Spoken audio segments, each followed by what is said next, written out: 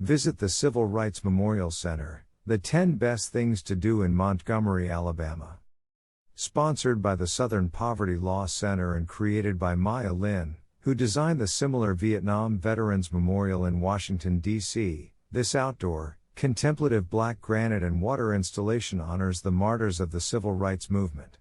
The stone is engraved with 40 names, honoring those killed between 1954, the year school segregation was outlawed by the Supreme Court, and 1968, the year of Dr. King's assassination, along with the words, "We will not be satisfied until justice rolls down like waters and righteousness like a mighty stream," a quote from Dr. King's 1963 I Have a Dream speech.